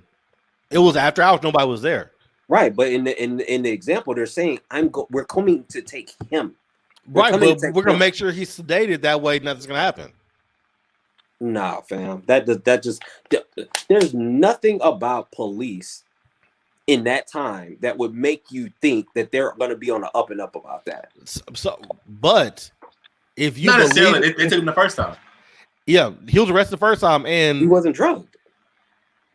What the introduction of the drug itself contaminates everything. Just the idea of Red, so you're looking at it from somebody who's gone through what we've gone through in the past 5 years, past 10 years. He's coming from a standpoint of, I trust this system. I know the power behind this system, and I respect this system. I don't think he respected the system. I think he respected the power of the system. I don't think he respected the system like this is the right thing to do. I would agree with that. Yeah, no, that's what I'm saying. He respects the power behind it, so he knows the danger of going against the system. Yeah, so he believes. So I believe because of that, I can see. Okay, the system is that they're going to do this. I'm going to believe that they're going to do it. I have reservations about it, but they're going to tell me it's going to be this way. I can see why he didn't expect it to go the way it did. I think he expected it to go exactly the way it did if the movie is accurate to his emotional portrayal leading up to it. Because when he asked him, did he want to have a drink? I'll get a drink for you. Or when he was in the room and his voice started cracking, like, bro, this nigga knew. He knew what was up. Wait, what do you mean? Remember at the very end, right before they raid the place, he asked Fred, like, hey, do you want me to get you a drink? Or he basically alluded to him getting him a drink. Hey, let me take care of you or something like that. And then right before he left, he was like, hey, do you need anything else? And his voice was cracking and all that stuff. He knew what was up. Oh, yeah. Like, no, he did. He probably did. So that whole angle of like, well, I didn't really know. Like, nah, bro. Like, we're not rolling with that. You knew. And you've seen enough black people get killed prior to that to know. But I think he was so deep in it. No, he was deep. He was super deep. Even if he knew, which, like you said, Rez, he probably did. He probably knew that this nigga was not going to make it through the night. Even if you knew, you're so deep in it. Bro, that nigga had a pregnant wife. Yeah. His wife was pregnant in the same house that he laid out, and he knew that she was in the house. But here's the thing he didn't know. Right. Was somebody else informant on the house as well? Was there another informant just as deep as he was that he just didn't know about? True. What is that? I don't know the relevance of that, though. Well, I'm saying, like, so even if I don't do it, then they had the black guy come up to you to show that, oh yeah, no, we can come touch you whenever we want. Yeah, that was scary.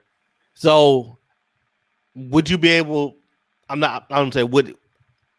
how likely is it for anybody to be able to trade their life for somebody else's?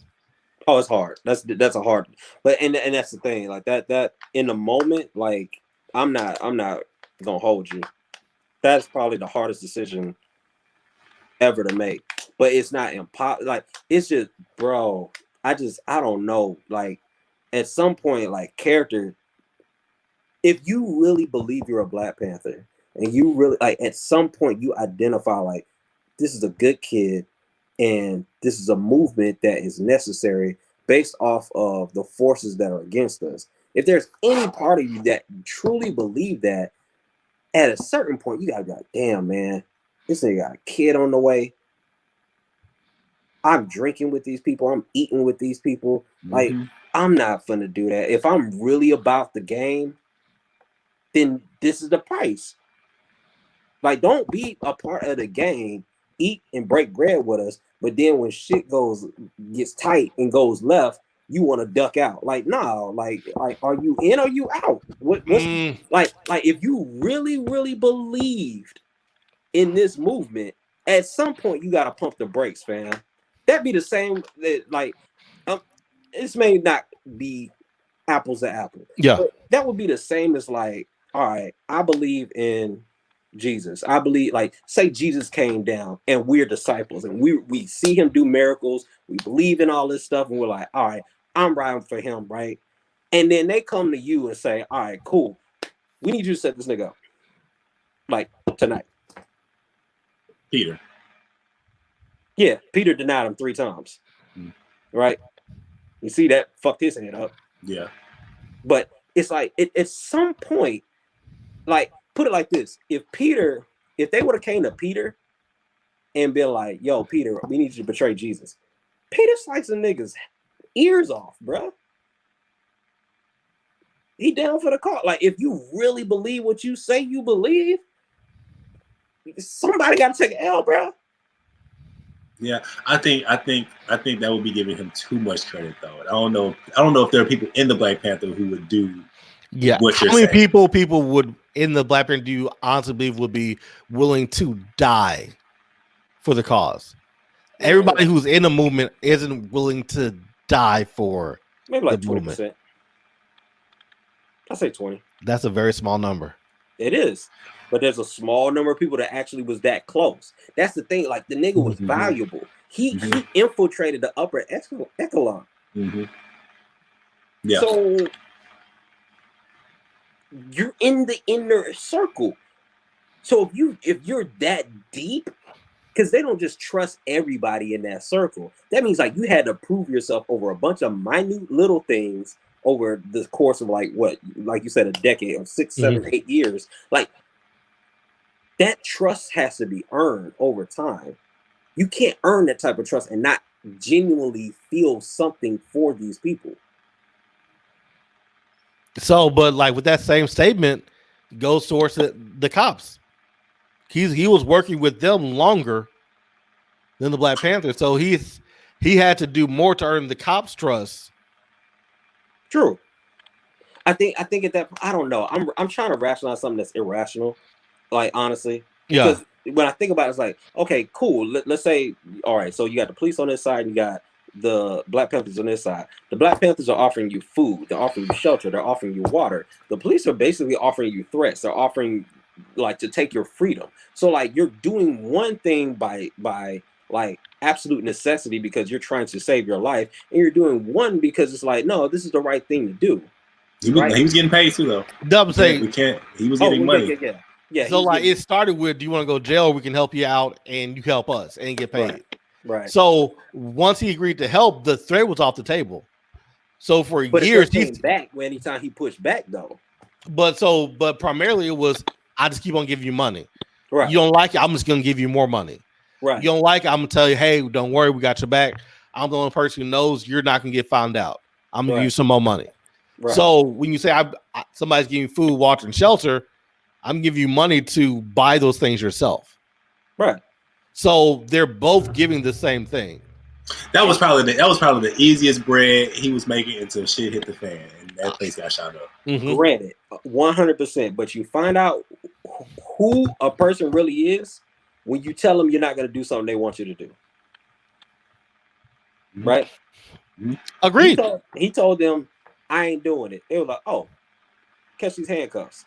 That tells you everything you need to know right there. So, playing devil's advocate, when there was suspicion from the Black Panthers, what was it? Prove who you say you are, I'm going to kill you right now. But that wasn't even from a real Black Panther. What you mean? That was from, that was from a Black, that was his girl. Yeah, that was homegirl. So from a movement standpoint, both sides threaten to kill. Do what you do, I'm gonna kill you. Do I do? I'm gonna kill you. Boy, he's talking about a tight situation. So, god damn, that's tough. That is. That's a tough situation to be in. That's a tough situation to be in. I just try to put myself like, man, if I'm in the hood, bro, working for scraps, nigga, and I get offered a bag to just tell you some shit about a group that I don't necessarily know about. Because you gotta look at it first, he was an initiate, so he wasn't even giving them real information. He getting bread. He getting the bag all bullshit information. So it makes. I get what you're saying. I get what you're saying. At some point, it has to be to where you're like, look, yo, this is some bullshit. But at that point, it's like, at what cost? Right. You know what I mean? At least that's what I'm thinking. That's what I'm thinking. He's thinking. You know what I mean? I don't know. I probably know too many people that are like. I know people that like served in military or like they've done things where it's just like they would willingly sacrifice for the greater cause, and and the normal person wouldn't. Right. The normal person is very selfish, bro. Right. Like when it comes to certain they won't sacrifice much. Right. If it's at the jeopardy or inconvenience of themselves. Right. You know what I mean? Right. You're right. That's why I get it. So, movie quality wise, though, what did y'all think? Y'all thought it was top tier? It's gonna be one of the best movies this year. They come out for sure. Oh, well, one of the best movies last year. It came out this year. It was this year. It was 2021. Yeah, it was March. It was 2 months ago, bro. Hey, it feels like it was 6 months ago. Yeah. That'll be on Google's trends for movies. Ain't Danny up for an Oscar tonight? For what movie? Judas and the Black Messiah. Yeah. I mean, I would be surprised if he wasn't. I think I'll be surprised if he is. I'm pretty sure he's up. I think him and Lakeith Stanfield should be up for an Oscar for that one. And he acted his ass off. Yes. Props to my guy. Yes, he did. He really carried that movie, honestly. Yeah. But it was his movie. He was supposed to. That movie was more so about him than it was Fred, in my opinion. Right. Yeah, that movie wouldn't have hit as hard without William. Because William shows you the contrast of how great Fred was. Like we're asking the question, well, how many people would die for the convictions? Fred did. Fred knew what he was getting into, and still many times said you can kill a revolutionary, but you can't kill the revolution. Bro, that's and he lived by those words. Jesus, man. When they put the pistol to her stomach, dog, that fucked me up. Yeah. Or was it the pump? They put, oh man. Bro. Man, fuck that nigga, man. Like, oh, nah, bro. I ain't. Nah. Fuck William O'Neill? Yeah, bro. Nah, bro. Nah. Yikes. Like, nah, for real, man. Nah. Like, I don't. Nah. I don't think many people are rooting for him, but I think it's important to just not say fuck him without trying to understand why he would do something like he did. Yeah, I mean that's just. I mean, look, Derek killed Floyd, right? Fuck him too.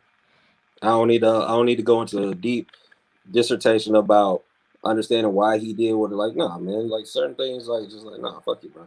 Like, nah. So why? I've said fuck to people for less. Why? Why is it though? Why are you saying fuck him? Who, Derek? No, we know why with that. Well, cause I'm just saying because like I've said fuck you to people for less. So like you basically single-handedly gift wrapped it a revolutionary. You gift wrapped it a generational gift to the world, to the enemy. Same way I would just say fuck Judas.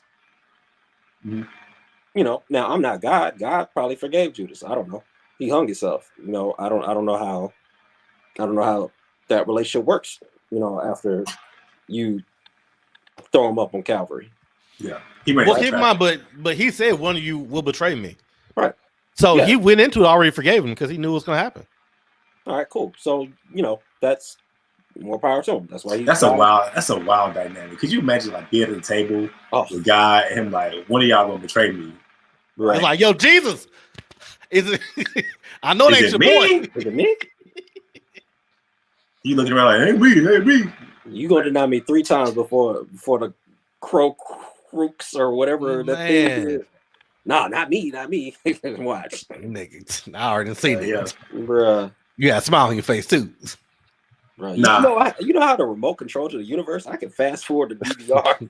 Yeah, we get to it. I put the nigga up on the screen if you want me to, nigga. Put a whole screen. Nah, I get it. Some people don't deserve an explanation or a deeper understanding. They just don't. So I get that. I mean, yeah, like, but I think it was important to have that perspective told especially in such a major story like this. Yeah. That's all I'm saying. So I looked it up. They both were nominated for actor in a supporting role. Danny won. Lakita was nominated though. Danny won. Mm-hmm. Daniel Kaluuya, absolutely. Wow.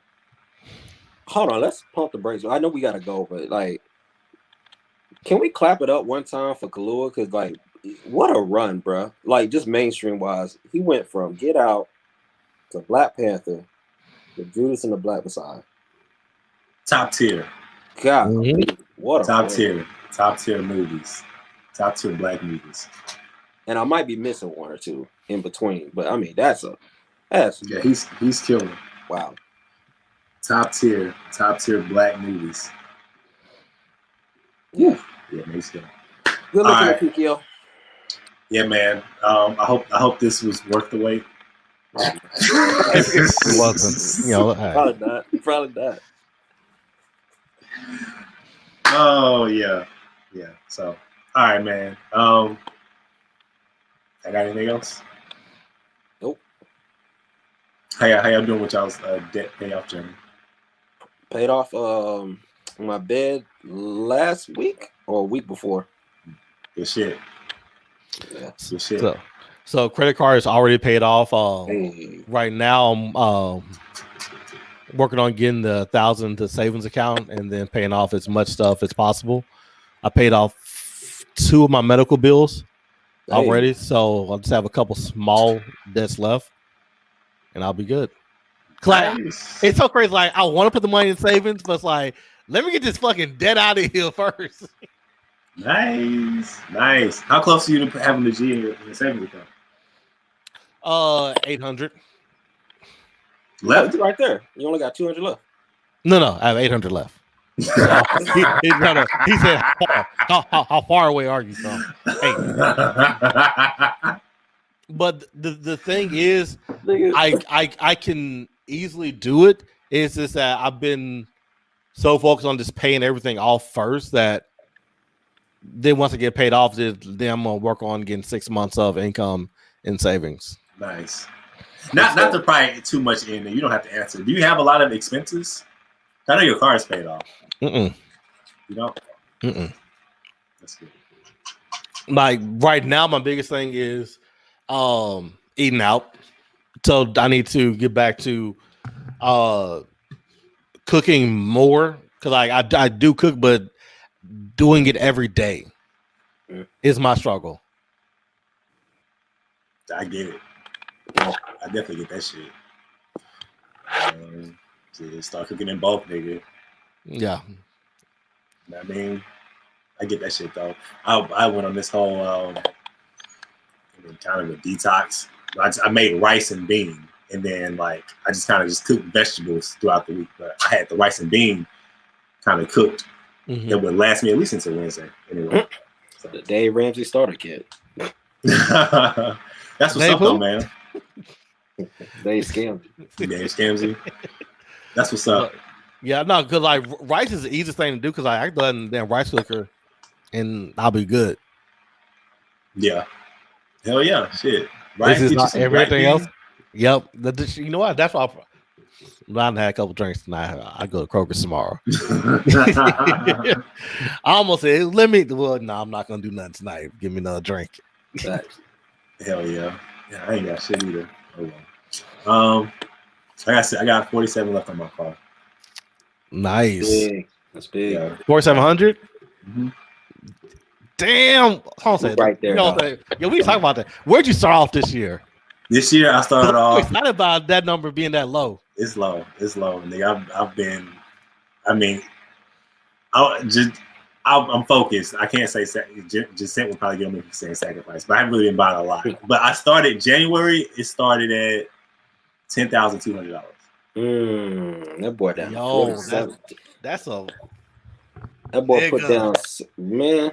Yeah, in 4 months. Yeah, I'm not. I was serious. I'm not playing. I want this car out the way. So you may knock this bitch out way earlier before December. No, that's the goal. The goal is July now. That's my goal. If I can knock out in July. You adjusted it. Okay, yeah. I like that. Yeah, if I can knock it out in July, then July is aggressive. That's extremely aggressive. So yeah, if I can do that, then that'd be cool. But yeah, man, just not buying shit, and I'm like, I had a moment to where it was like I was over it last week. So I know people posting their shoes they just bought. Like, I want to buy shoes. You know what I'm saying? Like I want to buy an iPad and shit like that. But all that'll come. So that's one thing. I just did my taxes this week, so I'll probably take my return and just put it to get the $1,000 into the savings account and take the rest and put it on debt. Because once I get my debt paid off, my next goal is to pay off this 401k loan. Oh, then your boy gonna be in there. Go in there like swimwear. That's gonna change so much. Yeah, nigga, that's gonna be an extra $300 a month. Easy. Yeah, easy. That's gonna be a wrap. That's what's up, dude. Shit, man, keep knocking that shit out. Like, so when I started this journey, like last July, my credit score was about 580, 702 now. Let's get it. Let's get it. That's the fuck I'm talking about. Nigga, I'm like, yo, let's get this bitch as high as possible. My nigga in the green. He in the green with it. That's what's up, fool. That's what's up, man. That's what you should be proud of. Man. That is a win. That's big time. That is big time. Hell yeah. When I say I've been on this, I feel on this dead shit. Get this shit the fuck out of here. Telling you. Yeah, man. Y'all niggas thought I was crazy. Nigga, no, you were definitely tripping. No, you was out of here. You said who? We were tripping? Nah, that nigga. Oh. Reyes was tripping. Nigga, that means you gotta buy $1,000 car and hope it work. Next opportunity, this nigga that got a whole issue. This nigga got a whole SUV, bro. God, dog. I tell you what, boy. Niggas ain't shit, man. I tell you what, man. Life be like, oh yeah? Oh, okay. Twins, nigga. Yes, nigga. That was so hilarious because we had that conversation. It felt like less than 2 months later. Hey guys, I got something to tell you. Thanks. And then it was just Erica was pregnant. It wasn't that she had 2 beans. She just had one. And they got that sonogram bag and they saw 2 heartbeats in that motherfucker. And it was like, oh my gosh. Boy, I feel like a Mario got this ice box where my heart used to be at, goddamn it. And Erica had 2 beans in there, boy. God, Lord. We love them though. L&M, man. Shouts out. They crawling down shit, fool. What you gonna do, man? They are super fast, bro. Bro, it's different when they get mobile, bro. That's a wrap. You gotta start putting up gates and shit now. Facts. We were looking at gates last week, bro. Shit. We trying to get ready. Still, yeah. Long before you know it, they'll be walking. Oh Lord Jesus, help them. Yeah, you got a couple more months. It's coming. Yeah. Let's go fast. Yeah, right. Real quick. Let's get the hell up out of here. We are back officially. Podbean has put us back, at least for the time being, unless somebody want to go scanning our episodes again and find our whole what's the scenario catalog and catch that beat. Catch that beat. And they want to find that catalog. My goodness. We're gonna get back in for real. Lord. Yeah. So in the meantime, man, check us out on our older episodes now that they're back. Anywhere you listen to podcast Between the Lines. Go back and check out Jacinth's episode, man. We got cut off, but that is a good episode, man. She paid off $90,000 in debt in 3 years. I sent the link to the YouTube to a few people. They liked it. They made some goals just based off of that episode in itself. And yeah, man, people are really feeling it. So if you didn't get a chance to go listen to that, definitely backtrack and check that episode out, because if you've ever thought about paying off debt, if you haven't thought about paying off debt, if you're lost and deep in debt, that's a good episode to refer to, because we touch on everything. We touch on, steps into doing it, and if you hadn't thought about it, why you should think about doing it, and if you thought about it and just haven't even, don't know how to start, that's the episode to go to. So, yeah, man, she killed it. She definitely killed it. All right, man, let's get the help out of here, man. This is King Gabe signing off. J-Rock. Riz. Speak Between the Lines. We are out of here. One.